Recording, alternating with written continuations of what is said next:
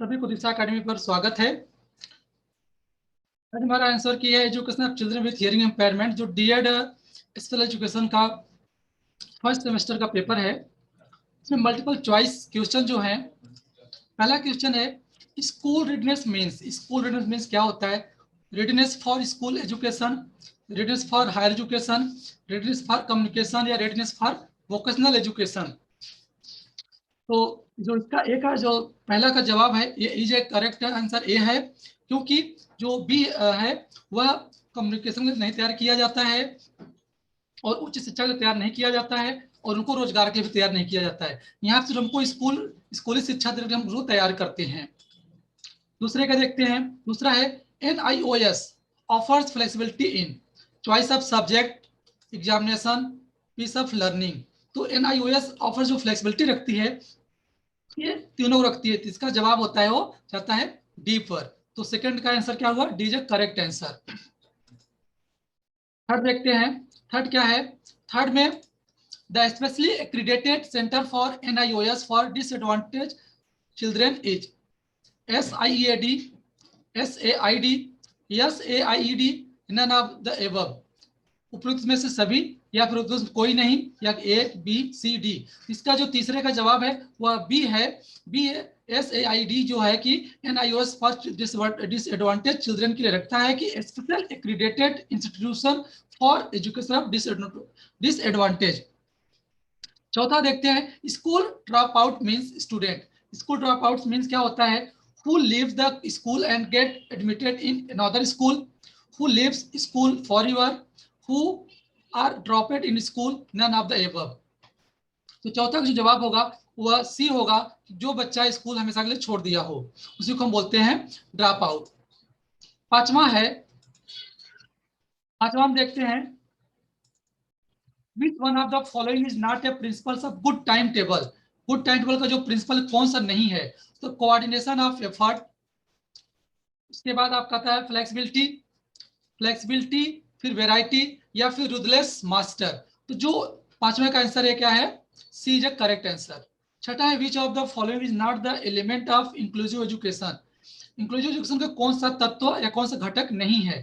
Special class placement, collaboration, diversity, zero rejection. समावेशन में collaboration भी होता है, डाइवर्सिटी भी होती है, सभी बच्चों को शामिल किया जाता है, एंड जीरो रिजेक्शन भी है। जो ए है is not element of inclusion education. तो छठे का जवाब होता है जो ए है स्पेशल क्लास प्लेसमेंट। सातवां the critical period for learning is prenatal period या फिर middle childhood period, adulthood period या फिर अर्ली चाइल्डहुड। तो प्रीनेटल होगा नहीं, एडल्टहुड हो नहीं सकता, मिडल चाइल्डहुड पीरियड ये भी नहीं होगा। तो हमारा बचता क्या है? D. D is A correct answer, सातवें का है। अब देखते हैं आठवां क्वेश्चन। आठवां पूछ रहा है the purpose of supervision is examination of instructional behaviour, to find faults या फिर to create a fear the school atmosphere, none of the above. जो आठवें का जवाब है वह ए है। As correct answer, examination of instructional behaviour. 9 number देखते हैं। No child left behind is educational them related to dot dot dot educational setting. तो इंटीग्रेटेड में है या फिर सेग्रीगेटेड होता है या पार्सली इंटीग्रेटेड या इंक्लूजन। जो 9वें का जवाब है वह नंबर सी है। C is a correct answer. 10वां है which is not the example of accommodation in inclusive classroom, lower level reading material, special seating arrangement, extra time या फिर विजुअल लर्निंग। जो 10वें का जवाब है वह है A. Is correct answer, lower level reading material. क्योंकि और सभी में एकोमोडेट हम करते हैं, और जो लेवल लेवल रीडिंग मटेरियल है यहाँ पर नहीं होता है, जो कि एकोमोडेट के या नहीं। क्योंकि हम पूछा कि आपका नहीं पूछा विच is not the example of, नहीं पूछा था। हमेशा नहीं जो जवाब आता है उसको हमेशा चारों में कौन सा नहीं होगा। ओके, नेक्स्ट देखते हैं। अब आता है स्टेट ट्रू और फॉल्स। जो आपका सत्य है असत्य उस पर हमें जवाब देना है। तो दूसरा क्वेश्चन का पहला देखते हैं। पहला क्या है? Both formal and non formal education focused on education for all.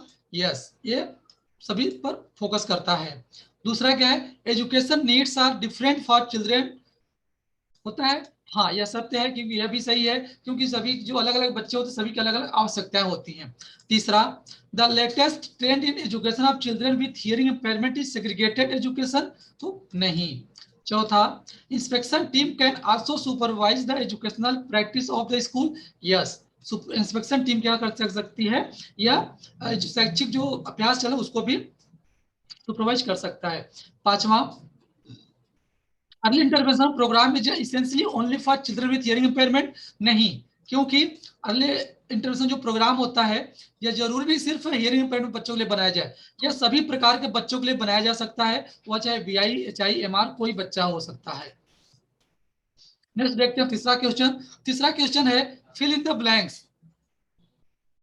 तीसरा क्या है, फिल इन द ब्लैंक्स है, रिक्त स्थानों को पूर्ति करना है, dot dot dot, activities are plan to reinforce classroom curriculum in different manner, तो यहाँ क्या होगा, educational, educational activities are plan to reinforce classroom curriculum different manner. दूसरा है meeting the diverse needs for all learners in recommended in dot dot dot education, तो dot dot यहाँ भरा जाएगा, इंक्लूसिव एजुकेशन हो जाएगा। तीसरा है only children with disability certificate are enrolled in dot dot dot school, किसमें शामिल किए जाते हैं, या स्पेशल स्कूल में शामिल किए जाते हैं जिनके पास डिसेबिलिटी सर्टिफिकेट प्रमाण पत्र होता है। चौथा है teachers travel from school to school and works directly with children with hearing impairment, यह कौन टीचर करता है, जो एक स्कूल दूसरे स्कूल जाके पढ़ाता है, यह करता है इटिनरेंट टीचर, जो घुमक्कड़ शिक्षक होते हैं। पांचवा है teachers can modify the text book content by way of dot dot dot to meet the need of दिव्यांगजन, यहाँ किससे हो, यहाँ पर लर्निंग होगा, learning to meet the needs of दिव्यांगजन। तो आपके ऑब्जेक्टिव क्वेश्चन यहाँ से पूरे होते हैं। अब आप क्वेश्चन आता है कि राइट शॉर्ट आंसर। अब यहाँ पर आपको एप्लीकेशन लेवल क्वेश्चन सभी हैं, जो कि पूछ रहा है 8 क्वेश्चन है, 8 में से आप कितने करने हैं, 5 क्वेश्चन आपको करने हैं। अब जो आता है आप आगे पीछे किसी क्वेश्चन को कर सकते हो। पहला है advantage of early intervention. Early intervention के लाभ पूछा है कि अर्ली इंटरवेंशन शीघ्र जो पहचान हो जाती है उससे क्या आपका लाभ होता है उन बच्चों के लिए। जब बच्चे को शीघ्र पहचान हो जाती है, हस्तक्षेप होता है, तो उनमें जो डेवलपमेंट करना होता है आपको, जैसे उनको स्पीच देना है, ऑडिटरी ट्रेनिंग देना है, तो हमें टाइम से कर सकते हैं, तो उनमें हम ज्यादा इंप्रूवमेंट कर सकते हैं। Then need for residence school in today's context, या जो आवासीय विद्यालय होता है आज वर्तमान समय में दिव्यांगजनों के लिए बहुत उपयोगी, बहुत आवश्यक है, क्योंकि आवासीय विद्यालय में ही दिव्यांगता के अनुकूल ही सभी प्रकार से सह सामग्री वहां पर वर्तमान में उपस्थित होते हैं, जिससे उनके लिए बहुत उपयुक्त और बहुत लाभ पहुंचाता है, क्योंकि वह सारी सुविधाएं, वह सारी आवश्यकता उनकी घर पर पूरी नहीं हो पाती है, क्योंकि वहां सब ये कि जैसे बच्चे रहेंगे और उनकी जो डिफरेंट डिफरेंट नीड है वो सभी फुलफिल हो जाएगी। नेक्स्ट आप कहता है पेरेंट सपोर्ट फॉर एजुकेशन। तो अगर बच्चे को शिक्षा प्रदान करना है, माता पिता जब तक सपोर्ट नहीं मिलेगा तब तक शिक्षा बच्चे ग्रहण नहीं कर सकते। यहाँ पर माता पिता जो होते हैं उनका बहुत ज्यादा रोल होता है, सपोर्ट होता है शिक्षा के लिए बच्चों के, क्योंकि उनको पता होता है कि हमारा बच्चा हियरिंग इम्पेयरमेंट है, तो वह क्या यह शिक्षा को ग्रहण कर पाएगा, नहीं कर पाएगा, या कैसे करेगा। तो जो उनको कम से कम अगर शिक्षा के लिए राजी होते हैं, सपोर्ट करते हैं, तो एक बहुत अच्छा काम करते हैं अपने माता पिता उन बच्चों के लिए, कि वह मुख्य धारा से बच्चों को जोड़ने में अपनी भूमिका निभाते हैं। नेक्स्ट आप कहता है open schools and its importance. Open school जो होता है यह उनके लिए बहुत उपयोगी है, बहुत बहुत महत्वपूर्ण है, जो कहीं जॉब कर रहे हैं या फिर कहीं कोई वर्किंग प्लेस पर हैं और वो आगे पढ़ना चाहते हैं, आगे पढ़ना चाहते हैं, तो उनको ओपन स्कूल्स के माध्यम से वो पढ़ाई कर सकते हैं, जिससे वो अपनी पढ़ाई पूरी कर सकते हैं और अपना वर्क भी देख सकते हैं। पांचवा है child related factor for educational inclusion. यहाँ पे जो बच्चे के से संबंधित है, क्योंकि यहाँ पर पहले बच्चे को रखना चाहिए कि वह उसके एटीट्यूड अच्छे होने चाहिए, कि वह सोचे नहीं मैं पढ़ सकता हूँ, मैं यहाँ पर एडजस्ट कर सकता हूँ, क्योंकि अगर वह नहीं सोचेगा तो नहीं पढ़ेगा, वो सोचेगा नहीं भाई मुझे हेजिटेशन होता है या फिर मैं इनके साथ एडजस्ट नहीं कर पा रहा हूँ, ऐसा नहीं। पहले उसको पॉजिटिविटी होना चाहिए, क्योंकि वो पॉजिटिव सोचेगा तो ही अच्छा परफॉर्मेंस करने के लिए प्रयास करेगा। और देखा जाए तो उसमें विभिन्न विभिन्न प्रकार से और उसमें फैक्टर हैं, वह चाहे बच्चे का सोशल सपोर्ट हो, चाहे उनका फिजिकल सपोर्ट हो, चाहे फ्रेंड सर्किल हो, चाहे उनमें पीयर ट्यूटरिंग हो, इस तरीके से डिफरेंशिएट करके उनमें फैक्टर है जो कि समावेश शिक्षा में उनको बहुत भूमिका निभाते हैं। प्रिंसिपल्स ऑफ स्कूल मैनेजमेंट, तो कुछ प्रिंसिपल्स हैं कि जैसे अगर हम स्कूल मैनेजमेंट बात करें, पहला हमारा प्लानिंग है। प्लानिंग हमें ऐसा करना चाहिए जो सभी के लिए उपयोगी हो। स्कूल में टीचर से लेते हुए, स्टाफ से लेते हुए और बच्चों से लेते हुए सभी के अकॉर्डिंग वहां पर ऐसी प्लानिंग हो जो कि बहुत अच्छी होनी चाहिए। फिर जो वहां संगठन है, संगठन टीम ऐसा प्लान करे जो कि ईच एंड एवरी सेक्शन, चाहे वह स्पेशल बच्चों का क्लास हो, चाहे स्पेशल बच्चों की आवश्यकता हो, वो सभी पर ध्यान रख के वहां पर वो उनको ऑर्गेनाइज करना चाहिए। देन जो वहाँ का उनका स्टाफ है, स्टाफ में ऐसी फीलिंग होनी चाहिए कि नहीं, मुझे इन बच्चों के साथ रह के अच्छा लग रहा है और हमें अच्छे से काम कर रहे हैं, जो कि विथ ऑनेस्टी काम करे। ठीक, ये भी एक प्रकार से प्रिंसिपल है स्कूल मैनेजमेंट का। कंट्रोलिंग पावर होनी चाहिए। कंट्रोलिंग पावर अगर स्कूल के पास है तो वह कोई भी काम करेगा तो उस काम में वह ज्यादा ज्यादा अच्छे से अच्छे परफॉर्मेंस दे पाएगा, क्योंकि सभी जब कंट्रोलिंग पावर रहेंगे तो जो वहाँ के बच्चे हो, चाहे वहाँ का स्टाफ हो, चाहे वहाँ के जो व्यक्ति वर्किंग प्लेस वहां पर हैं, सभी में क्या रहेगा, एक प्रकार से रहेगा नहीं, हम जो वर्क करेंगे हमारे सामने वाला भी हमारे वर्क को देखेगा अच्छा है नहीं अच्छा, तो एक प्रकार दूसरे समय क्या कंट्रोलिंग होनी चाहिए। इस तरह से हमें स्कूल मैनेजमेंट जो होते हैं वो अलग अलग उनके सिद्धांत हैं, तो ओवरऑल सभी सिद्धांत को होनी चाहिए विद्यालय में। And strength and limitation of special education, यहाँ पे देखा जाए तो इसमें हो सकता है कि जो बच्चे हैं तो बच्चे के अनुसार हमें क्या करना चाहिए, उनकी क्लास साइज करनी चाहिए कि हमें बच्चों के अनुरूप उनको टीचर अलॉट करने चाहिए। ऐसा नहीं कि क्लास में 40 बच्चे रख दो उसके टीचर दे दो, ऐसा नहीं।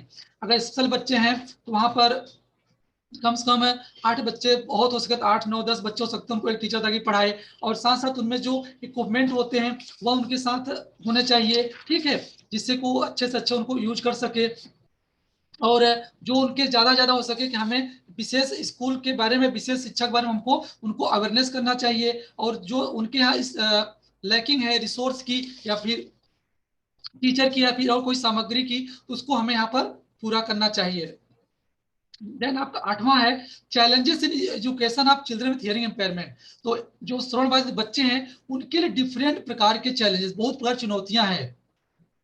वह चाहे पढ़ने से हो, चाहे व्यवहार करने से हो, चाहे कम्युनिकेशन करने से हो, ठीक है, तो चाहे सामाजिक हो या चाहे मुख्य धारा जोड़ने के लिए हो, ठीक है, चाहे रोजगार के लिए हो, चाहे वोकेशनल, जो इस अलग अलग प्रकार के क्या है उनके लिए चैलेंजेस है। तो हमें इन सारी चीजों को यहाँ पर शामिल करना है। ये रहा आपका राइट शॉर्ट आंसर आपको देना है, और इसी साथ ये सेशन पूरा होता है। और अगर आपको सेशन अच्छा लगता है तो आप इस सेशन को ज्यादा से ज्यादा लोगों तक पहुंचाएं, शेयर करें, और सब्सक्राइब करना ना भूलें। सो आप सभी इसको सब्सक्राइब करें, शेयर करें और साथ साथ इसको लाइक भी करें। So thank you.